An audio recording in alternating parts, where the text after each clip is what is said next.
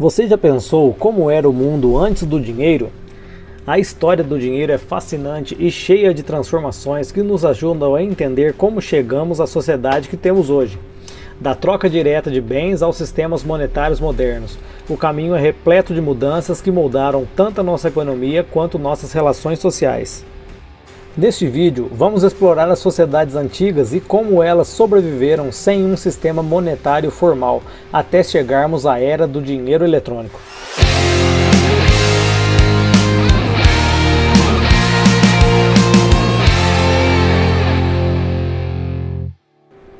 Nas sociedades antigas, a vida era bem diferente da que conhecemos hoje. Sem supermercados ou lojas como nos dias atuais, as pessoas precisavam produzir tudo o que consumiam, seja cultivando alimentos, criando animais ou caçando. A alimentação estava limitada ao que podiam produzir ou encontrar localmente. Não existiam fábricas ou redes comerciais para suprir as necessidades cotidianas, e cada comunidade dependia dos recursos disponíveis em seu próprio território. Além disso, os utensílios e roupas também eram feitos localmente, a partir do que a natureza oferecia. Roupas de peles, ferramentas de pedra e madeira e alimentos conservados de forma simples faziam parte da rotina de sobrevivência. A produção era manual e as pessoas precisavam desenvolver habilidades para garantir o básico. O conhecimento, por sua vez, era transmitido dentro de cada sociedade, muitas vezes de forma oral, e estava diretamente ligado ao ambiente e às necessidades locais. Não havia acesso fácil à informação como temos hoje. Cada sociedade, adaptada ao seu clima e recursos, tinha uma visão única do mundo, baseada na experiência direta de seu território. Em resumo, a vida nas sociedades antigas estava profundamente conectada à terra e à produção local. Cada comunidade vivia de acordo com sua realidade, moldada pelos recursos naturais e pelo conhecimento acumulado ao longo do tempo. Com o advento das migrações, as sociedades antigas começaram a entrar em contato com outras culturas, trazendo uma série de transformações. Elas passaram a ter acesso a novos alimentos, roupas e outros itens desconhecidos até então. Este intercâmbio de produtos e conhecimentos acontecia principalmente através do escambo, um sistema de troca direta. Por meio dele, as comunidades trocavam o que produziam, como alimentos, ferramentas e outros bens, por itens de que precisavam, produzidos por outras sociedades. Este processo de troca sem o uso de dinheiro formal era fundamental para a expansão das relações comerciais e culturais entre diferentes povos, permitindo que as sociedades se enriquecessem não apenas materialmente, mas também culturalmente. Essas sociedades sofreram grandes transformações com a nova dinâmica das trocas. Antes, elas estavam limitadas a seus próprios conhecimentos e recursos, mas com o contato com outras culturas e a introdução de novas formas de troca, o mundo delas se expandiu. O escambo, ou a troca direta de bens e serviços, tornou-se uma prática fundamental. Através do escambo, as pessoas podiam acessar produtos que não estavam disponíveis em suas próprias comunidades, como alimentos, tecidos ou ferramentas fabricadas pelas outras sociedades. Isto permitiu uma maior diversidade de bens e uma troca de conhecimentos, o que contribuiu para o desenvolvimento de novas tecnologias e práticas culturais. No entanto, com o aumento das populações e as viagens mais frequentes, as trocas começaram a se tornar mais complexas. As necessidades e os desejos das pessoas cresceram, e muitas vezes se tornava difícil efetuar uma troca bem-sucedida. Para que uma negociação fosse bem-sucedida, as necessidades das duas partes precisavam coincidir perfeitamente, o que nem sempre acontecia. Além disso, o volume de trocas aumentava e as distâncias entre os povos se alargavam, o que tornava o escambo cada vez mais difícil e ineficiente. Nos dias de hoje, com a vida moderna e a facilidade de acessar bens e serviços de qualquer lugar do mundo, essas dificuldades podem parecer inimagináveis. Mas é justamente por vivermos em uma sociedade onde o dinheiro simplificou as trocas que podemos olhar para o passado e refletir sobre como as sociedades antigas lidavam com essas limitações.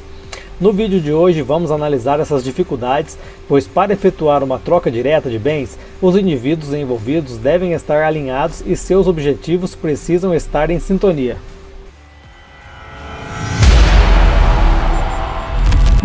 Existem 4 coincidências que precisam acontecer para que uma troca direta seja bem-sucedida.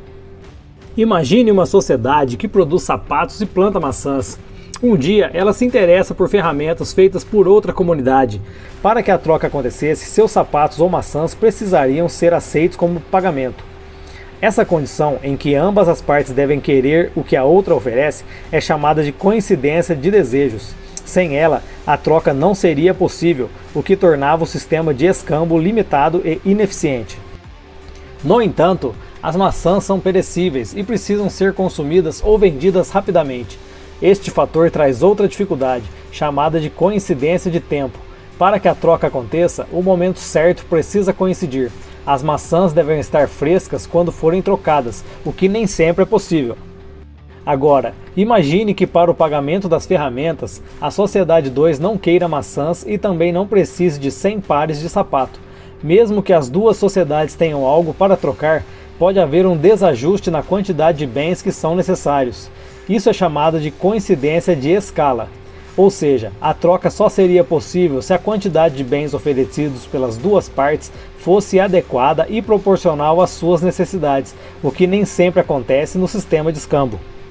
Agora, imagine que um indivíduo queira trocar sua casa, mas o dono da casa que ele deseja não se interessa pela casa que ele tem para oferecer.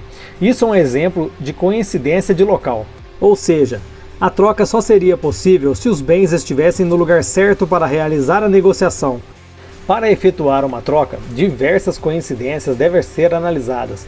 O objeto de negociação precisa ser interessante e vantajoso para a outra parte, ou a negociação simplesmente não será concluída. Essas coincidências envolvem vários fatores: o desejo de ambos os lados, o tempo certo para a troca, a escala ou quantidade de bens e até mesmo o local onde a troca acontece. Por exemplo, as necessidades de uma parte precisam coincidir com o que a outra parte oferece no momento e a quantidade de bens precisa ser proporcional ao interesse de cada um. As dificuldades e limitações do escambo deixaram claro que a troca direta entre bens nem sempre era prática ou eficiente.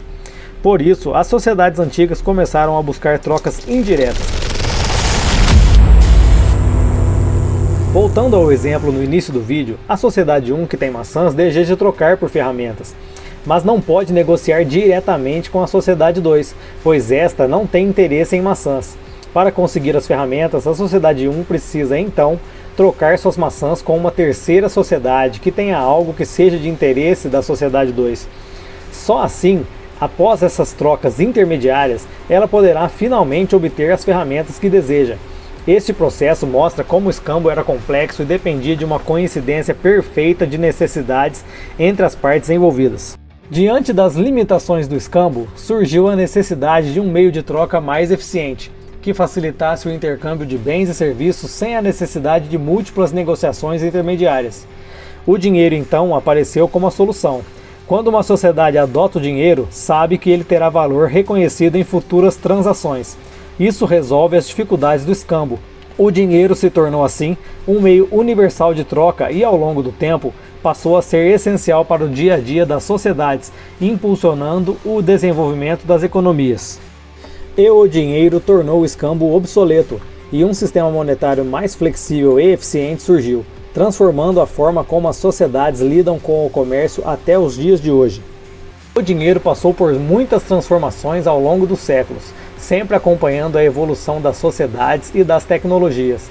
Inicialmente, ele surgiu como metais preciosos e moedas para facilitar o escambo.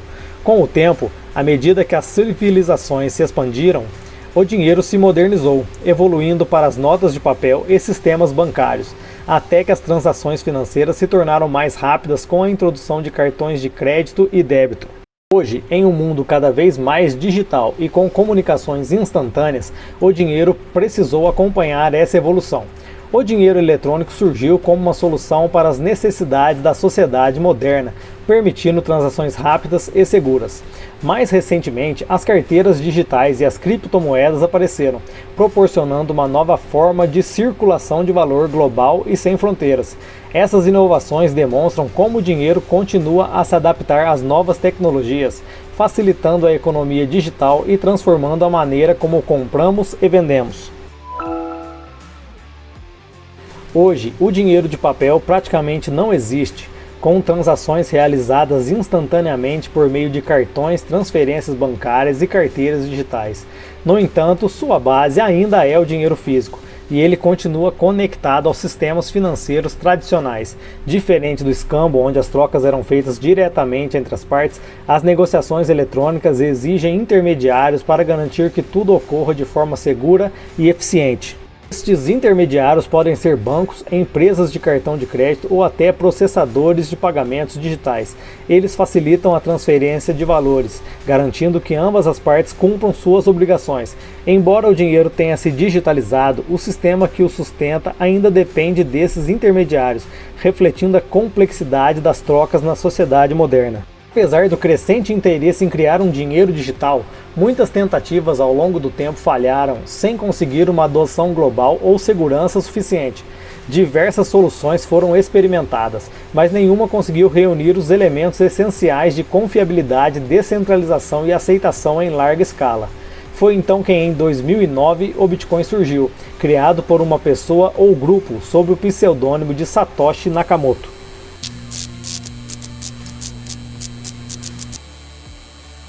O Bitcoin foi a primeira criptomoeda funcional, com um sistema descentralizado que não dependia de intermediários como bancos ou governos. Usando a tecnologia blockchain, garantiu transações seguras e transparentes, sem a necessidade de um órgão central para validar as operações. O Bitcoin revolucionou a ideia de dinheiro digital, estabelecendo as bases para o que hoje conhecemos como um ecossistema de criptomoedas. O Bitcoin não surgiu do nada. Foi desenvolvido com base em conceitos antigos sobre o que define um bom sistema monetário. Carl Menger, um dos fundadores da Escola Austríaca de Economia, propôs 4 propriedades essenciais para que algo seja considerado dinheiro: escassez, transportabilidade, divisibilidade e durabilidade. O Bitcoin incorpora esses princípios de forma única. Ele é escasso, pois só existirão 21 milhões de bitcoins, um limite fixo que impede a inflação descontrolada. É transportável, podendo ser transferido globalmente de forma rápida e barata, sem a necessidade de intermediários como bancos.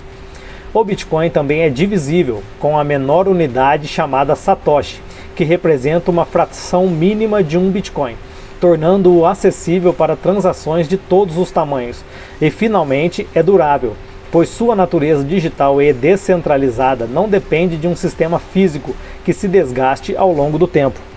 Além disso, o Bitcoin agrega tecnologias criptográficas e computacionais de ponta para resolver alguns dos maiores desafios do dinheiro digital. Um dos maiores problemas enfrentados por tentativas anteriores de criar moedas digitais foi o chamado gasto duplo. Este problema ocorria quando um mesmo valor digital poderia ser utilizado em 2 transações diferentes ao mesmo tempo, o que invalidaria o sistema financeiro. Para resolver isso, o Bitcoin introduziu a blockchain, um livro contábil descentralizado e imutável, que registra todas as transações de forma transparente. O problema dos generais bizantinos, que descreve a dificuldade de alcançar um consenso confiável em um sistema descentralizado, também foi resolvido pelo Bitcoin. Através de um processo chamado Proof of Work, ou prova de trabalho, o Bitcoin permite que a rede valide transações sem precisar de um agente central, como um banco ou governo. Este mecanismo garante que todas as transações sejam legítimas e que ninguém possa manipular o sistema.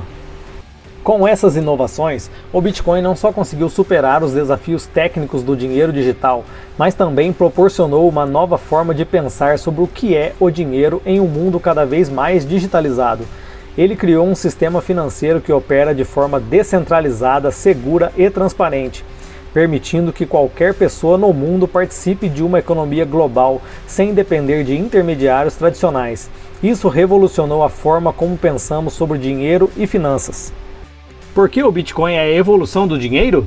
Porque o Bitcoin, impulsionado pela evolução tecnológica da humanidade, traz de volta o comércio livre, sem intermediários, algo que remonta ao escambo, onde as trocas aconteciam diretamente entre as partes.